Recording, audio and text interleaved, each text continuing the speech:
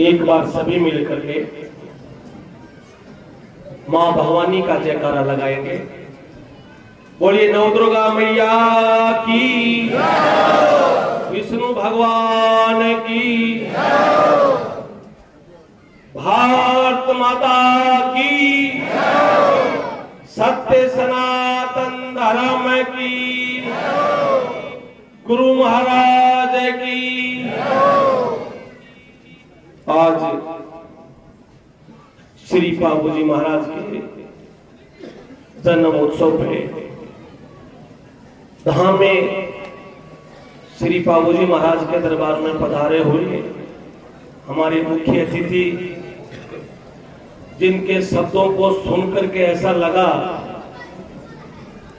कि हमें ऐसा मौका मिले कम से कम दिन में 2, 3, 4 घंटे इनके पास बैठ करके ऐसी बातें सुनते रहें जो चारों वेदों के साथ, पुराणों के साथ उनका मंथन करके जो शब्द और सार और मखन निकला है, ये शब्द सुनने के लिए हमें आज महान मौका मिला।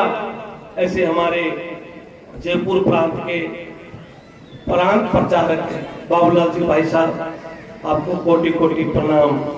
वाकई में आपने आनंद दे दिया। साथ में पधारे हमारे झुंझुनू प्रांत के विभाग प्रचारक मुकेश जी भाई साहब, आप भी, आपके साथ भी मुझे 3 दिन का समय मिला था। चूरू के अंदर हमारा अभ्यास वर्ग चल रहा था उसी समय में, तो आपसे मैंने बहुत सी ऐसी बातें सुनी और उन बातों में वो निकल के आया, सिया राम मैं सब जुग जानी, करूं प्रणाम जोहरी जुग। आपके शब्दों में वो बातें मिली। आप आज पधारे धाम में, आपका भी कोटि कोटि अभिनंदन, आपका स्वागत, आपको दंडवत प्रणाम।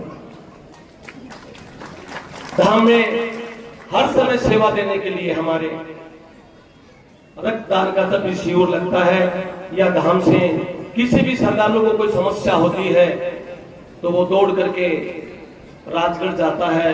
वहाँ रोहिला नर्सिंग होम है, वहाँ हमारे वहाँ के डॉक्टर रोहिला जी पधारे हैं। और हमारे क्षेत्र में बहुत बड़ा एक जाड़ बचा गया था एक समय, एक परिवार के अंदर,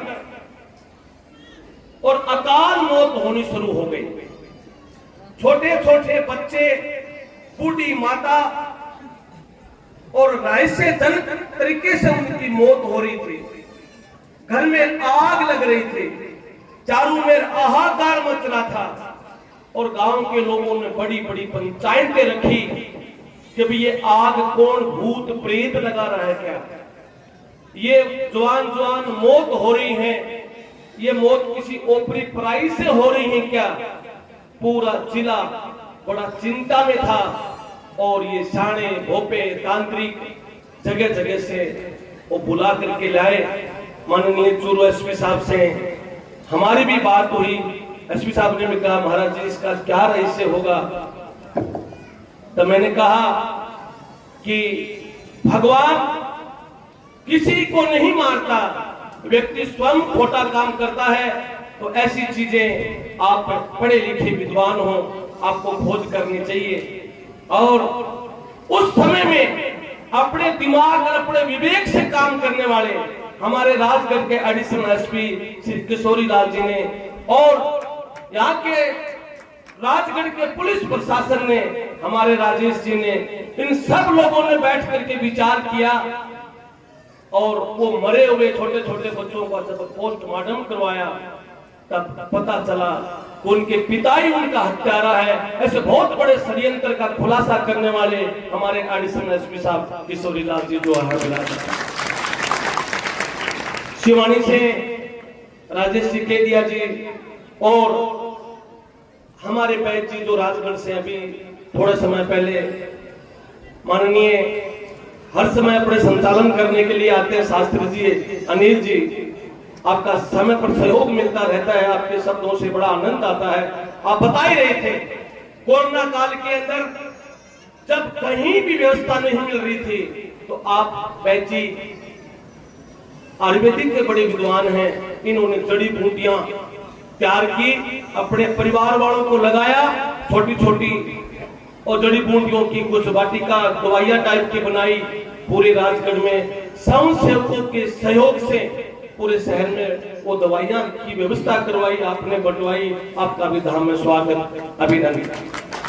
हमारे व्यापार मंडल के अध्यक्ष हर समय भाव और भक्ति से और हर समय सुख दुख में सेवा समिति के साथ में जुड़े रहते हैं, राधेश्याम जी डोकवे वाला, और बहुत वर्षों से सेवा का सहयोग देने वाले रामातार जी परासरिया, साथ में बैठे डॉक्टर साहब जो जाति से चारण है। अभी बाबूलाल जी भाई साहब कह रहे थे ना कि एक देवल तारने के लिए, एक देवल तारने के शब्दों से सुन करके और उस नारी के आंखों में आंसू देख करके और 4 फेरा में अपनी रानी को छोड़ करके गायों के लिए, उस नारी के शब्दों की रक्षा के लिए युद्ध भूमि में चले, उस देवल तारने के परिवार के आप डॉक्टर साहब एक बार थोड़ा खड़ा होकर के, आप प्रोफेसर हैं डॉक्टर साहब, आपका भी हमें स्वागत। और हमारे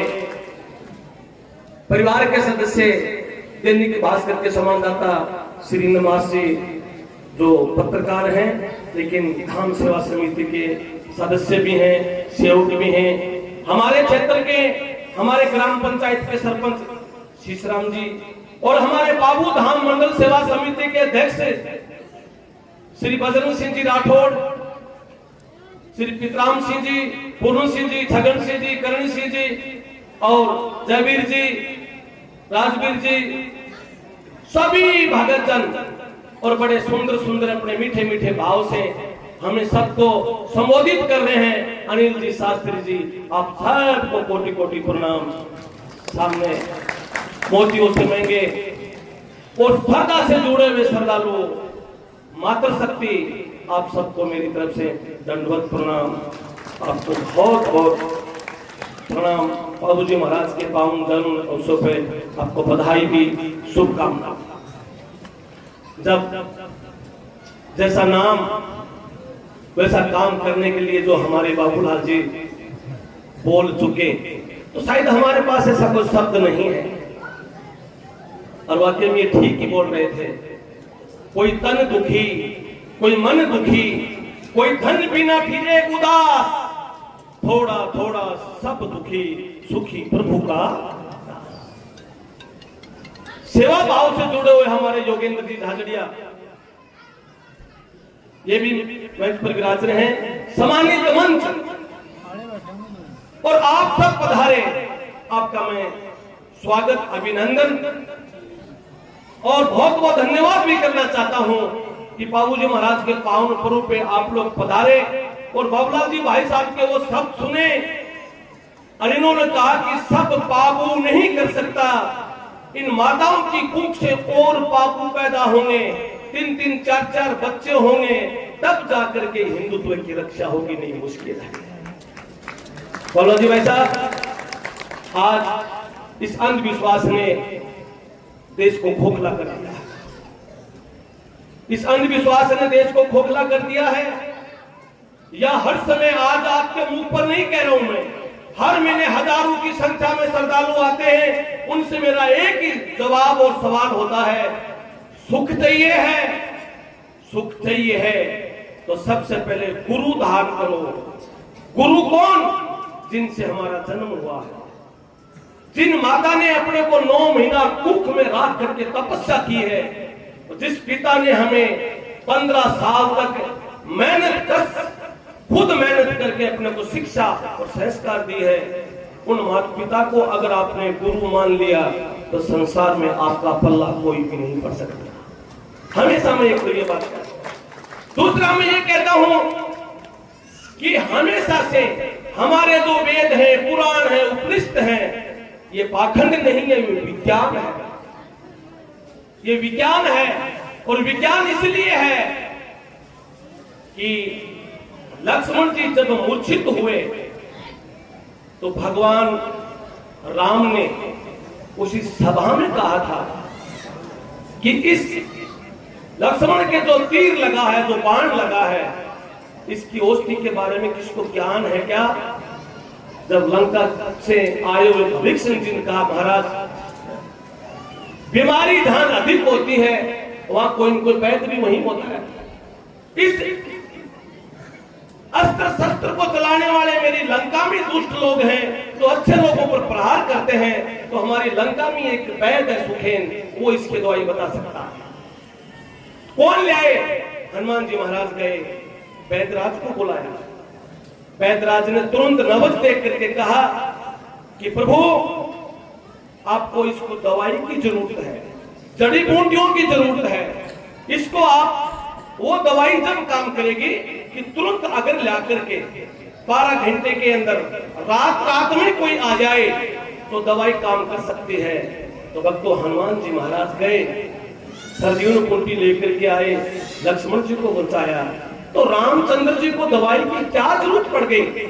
वो तो स्वयं नारायण थे, लेकिन दवाई की आवश्यकता इसलिए पड़ी कि अगर भगवान राम चाहते तो मिट्टी उठा करके लक्ष्मण जी को लगा देते तो वो तुरंत खड़े हो जाते। लेकिन भगवान राम ने अवतार उस युग के लिए नहीं किया, इस कलयुग के लिए भगवान ने अवतार लिया था कि मिट्टी से नहीं। अगर रामचंद्र जी मिट्टी की चूंटी से लक्ष्मण जी को बचा देते तो आज ये जो बहुत से ईसाईकरण करने के लिए जो बैठे हैं ना, ये अपने को छोटा सा गले में किरोस डाल करके ऐसी उल्टी पुल्टी विद्या पढ़ा देंगे कि राम ने भी देखो मंत्र पढ़ा था जब बीमारी दूर हुई थी। हम लोग अंधे हो जाते, अंधविश्वास में पड़ जाते, लेकिन राम ने जड़ी बूटियां मंगाई, ने किसी तांत्रिक को, किसी छू मंत्र वाले को बुलाया। किसको बुलाया? वैद्य को। और वैद्य ने क्या दी? दवाई। तो कलयुग में तुलसीदास जी भी हुए, तो तुलसीदास जी ने भी भक्ति करनी सिखाई। तो तुलसीदास जी ने भी हनुमान चालीसा में लिखा है, राम रसायन तुमरे पासा सदा रहो रघुपति के। तुलसीदास जी लिखते भी हैं, लाए सजीवन लखन जी।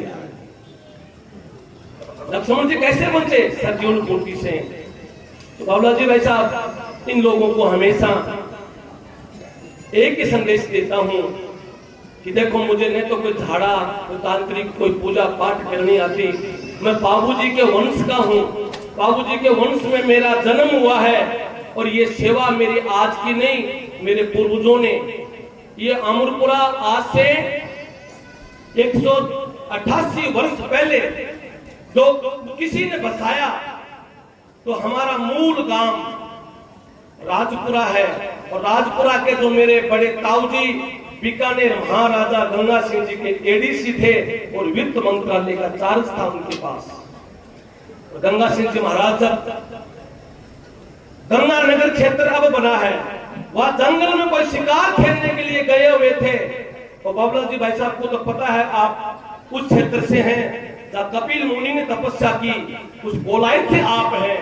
आपने तो बीकानेर का उस समय में 20 साल 30 साल पहले दर्शन भी देखा होगा कि पानी नहीं होता था।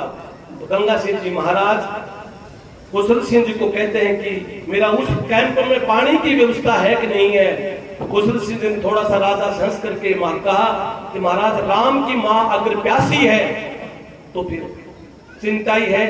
गंगा सिंह जी ने वो शब्द सुने और गंग नहर का निर्माण किया।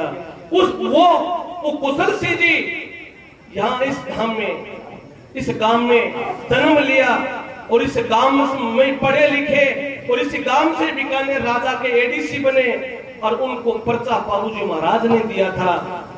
तब से हमारे परंपरा है, पीढ़ी दर पीढ़ी मेरा समाज इस गद्दी पर बैठ करके सामाजिक धार्मिक कार्य करने की कोशिश करता है। बहुत सी बातें हैं, बहुत बातें बाबूलाल सिंह कैदी भाई साहब ने तो मेरे पास बची नहीं, लेकिन हमारे एडिशनल एसपी साहब ने एक बात और कही, साइबर क्राइम की। सच्ची बात है। वो भाई साहब कह रहे थे कुत्तेवाड़ी हाड़ी की बात है, हमें कोई लोभ दे देता है, मोबाइल के सारे पैसे उड़ जाते हैं। आप कह रहे थे दुनिया मुट्ठी में है, ये मोबाइल आ गया। ये मोबाइल पैसा नहीं तोड़ रहा है, ये हमारा समाज भी तोड़ रहा है। छोटे छोटे बच्चों का जीवन भी छीन रहा है, छोटे छोटे बच्चों का आनंद भी छीन रहा है, छोटे छोटे बच्चों की लोरी भी छीन रहा है। दादी के पास बच्चे खेलते थे, वो दादी की गोदी भी छीन रहा। बच्चा खाना खाए, मोबाइल दे दो, मोबाइल तो दे दिया। पर हमारे शास्त्र कहते हैं बचपने का ज्ञान और गर्भ का ज्ञान, दोनों ज्ञान से व्यक्ति महान बनता है। जिन माता के गर्भ में संतान होती है वो माताओं को पहले हमारे शास्त्रों में कहा गया है लोरी सुनाई जाती थी, कहानी सुनाई जाती थी, धार्मिक बातें बताई जाती थी। आज वो दादी के पास बातें नहीं है, क्योंकि वो दादी के साथ बहुओं ने कुछ लफड़ा कर रखा है। वो दादी पड़ोस के घर में जाती है तो वो कहानी भूल जाती है और पड़ोस की बहू को कहती है बेटा तू तो बहुत अच्छी है, मेरी बहू ने आज मुझे समय पर रोटी भी नहीं दी। तो कहानी का क्या सुनाएगी, वो अपना दुख सुना रही है। ऐसे हमारी घर की माताएं दुखी होंगी तो ये देवी हमारा कल्याण थोड़ी करेगी। हमारा कल्याण तो घर में बैठी है वो माता शक्ति करेगी, वो देवियां करेगी।